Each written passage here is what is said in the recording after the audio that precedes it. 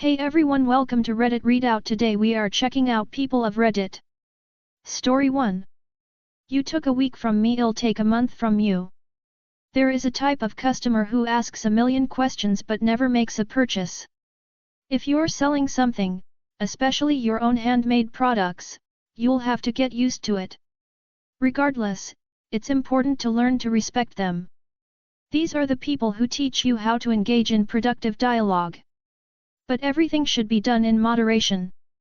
I came across one such customer who contacted me and immediately said, I have my company's anniversary coming up, and I want to order gifts for my employees from you. 30 engraved knives. For someone like me, who's struggling financially, this order was a godsend. I was thrilled and immediately said I was ready to discuss everything, promising to make the best quality and give him the biggest discount I could. He said, okay, gave me his phone number, and asked me to call when he's available. Due to the time difference, it meant getting up at 5 in the morning for me. But fine, I woke up early and called. He greeted me with good morning, he was aware it was 5 in the morning for me, and started asking me a million questions. He asked about the steel grades I work with, the existing steel grades, and even my predictions about future steel. He asked about Damascus steel, discussed Damascus, the city, the history of Syria, and the history of the art of weaponry. And now it was not 5 a.m., but 9. That's when he ended the conversation. We hadn't discussed anything regarding his order. The next day, I called him again, and the same thing happened. And the day after. I started losing my temper, but I really needed this order. On the 5th day, I started the conversation immediately with a request to discuss his order because I had very little personal time. I had 2 jobs and a family. Do you know what he replied? Sorry. We discussed it with the team, and we decided to purchase gift baskets instead. Knives are not for everyone after all. Then what were we discussing for these 5 days? Why did all this happen? Well, you're passionate about knives, and I'm passionate about them too. A good conversation is a rare pleasure. Do you understand that I spent the whole week on you? I hardly slept to be awake for our conversation. Why did you do this? Hey, you're a big boy. Why are you whining? Learn how to work with clients. Maybe I'll buy something from you later. At that point, I hung up and blocked him. But this story didn't leave me. The person took advantage of my vulnerability and simply played with me. I thought for a long time about how to get back at him. Until I realized, why not let him taste his own medicine? I contacted my friends in the US and explained the situation to them. After a week, they started writing to his company with requests for placing large orders. Of course, they couldn't spend 5 hours on the phone, but they didn't need to. They simply started sending them technical specifications with endless revisions. The number of revisions kept growing, and the company spent more and more time on approvals. Budgets were inflated, and my friends agreed to any additional expenses, which would never actually happen. And somewhere within a month of this circus, they unanimously decided to stop working further, saying, "Thank you, but we're no longer interested." The funniest part was when one of them received a call from my conversation partner and he was practically yelling at him, wondering why the hell my friend wasted so much of his time. To which he received the response, "Why do you take it so personally? It's business. You couldn't convince me of the benefits of working with you. Don't call me again. Goodbye." Smiley face. In the end, with some ingenuity on your side, even as a small person, you can get a little bit of justice. Story 2. Somebody keeps talking about my mustache and body hair. Each chance they get, tomorrow will be the day I inform them I'm not gonna shave my mustache for as long as possible. Some guy has been bothering me each chance they get about my mustache and body hair, and when I said every chance I mean this horse-face son of a biahem. I mean gentleman has been bringing it up anytime we even have a conversation as though they're a robot, even though I've obviously conveyed his crappy behavior is annoying and makes me extremely uncomfortable, yet he doesn't stop, I've known him for a while and he's always been clueless in a way, so I don't know if that's a part of why. But something I definitely know is that he's an idiot. He resembles Elmo like they're basically twins and he needs to take his crap back to Sesame Street.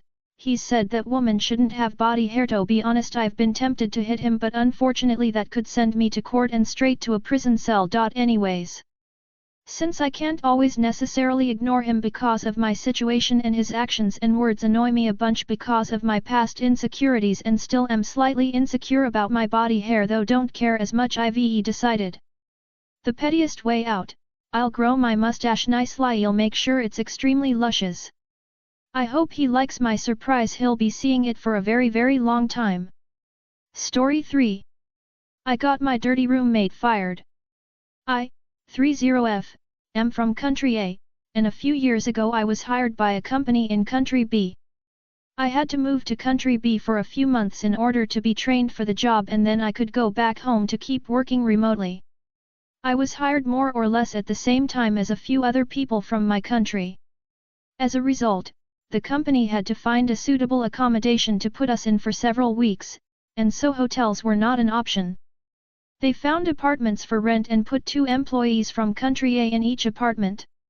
I was the last employee from country A to be hired, and as a result, I was accommodated in the only apartment that still had a free spot, with a roommate from my country who we will call Jeff, 32M.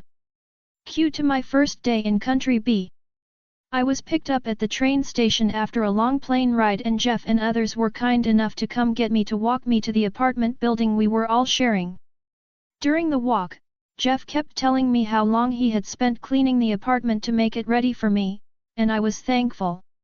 However, when we got to the apartment, it was nasty, full of dirt and what I want to assume were Jeff's beard hairs scattered around the place. The toilet was disgusting, the kitchen was sticky up to the ceiling, so I spent my first few days cleaning everything behind Jeff's back so as to not offend him. Some people's standards of cleanliness are different, so I thought nothing of it. Weeks passed and Jeff never cleaned again. He was incredibly messy, never cleaned after himself, walked in dirty mud boots all around the house, never did a single dish, never washed his bed sheets, barely showered, often forgot to flush the toilet after using it, never opened a single window to air the house, etc. I was absolutely disgusted and anxious the entire time I lived there, and I cleaned the house like a sick person each day to keep it livable for me. On our last night before returning to our home country, I packed my suitcases, washed all towels, linens, clothes, floors, surfaces, appliances. Everything. Jeff chose to get pissing drunk instead and not pack his suitcase or clean his room because he said it would take him 10 minutes the next morning. The next morning I got a knock on the door at approximately 9 a.m. It was our boss, coming to pick up Jeff because his flight was early in the morning. He was going to a different part of our country. Jeff was asleep in his dirty room, and I had to wake him up. He panicked, threw a few things in his suitcase and ran for the door. Before he left, I asked if he intended on cleaning his bedroom as he promised, and he begged me to do it because I'm a better cleaner and he was too much in a rush. I called him a pig and he left. Cue my revenge. I had spent several weeks cleaning after him, not complaining to not come across as annoying, and just putting my head down and cleaning to make the house livable for me. I was so done and did not want to pick up any more hair or dirt coming from this man's body. So I called our boss. I explained the situation. The company had told us to leave the apartments spotless, otherwise they wouldn't get their deposits back. My boss came to the house to check Jeff's room and was appalled at what he saw. He profusely apologized to me, went to a supermarket, and bought new cleaning supplies. Even brought a hoover from his own house. He spent the next few hours scrubbing the room on his hands and knees. He threw out the clothes and personal items Jeff had forgotten. And best of all, a few weeks after and seeing Jeff's performance was completely subpar, he fired Jeff. If he hadn't been such a terrible human, he might have helped him get better at the job, but he chose to fire him instead.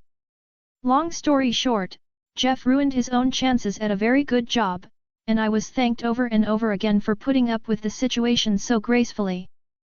I also got a raise shortly after. So long story short, don't be a pig. It can have bigger consequences than expected. TLDR, I had to live with a pig who thought I was his personal cleaner and so I got him fired. Story 4. Handicapped toilet.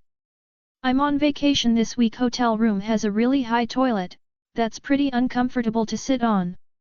And my wife who's about 5'2" was complaining about it and then laughed and reminded me how petty I am for something I did a few years ago. We were selling our first home, really great house and no major repairs that needed to be made. We got about 6 offers and one was from a couple who explained they recently got married and were trying to start a family and that they really fell in love with the home. We accepted their offer even though it was slightly lower than some of the others we received. Their story tugged on our heartstrings and we fell for it. With my wife being pregnant, during the pandemic, we felt like they needed a break. And my wife was pregnant and us finding a new home, we knew what a tough market it was for people getting outbid. Turns out, they were complete menaces and assholes. They tried to back out of the deal twice and gave us so many issues after the inspection, of which nothing major came back.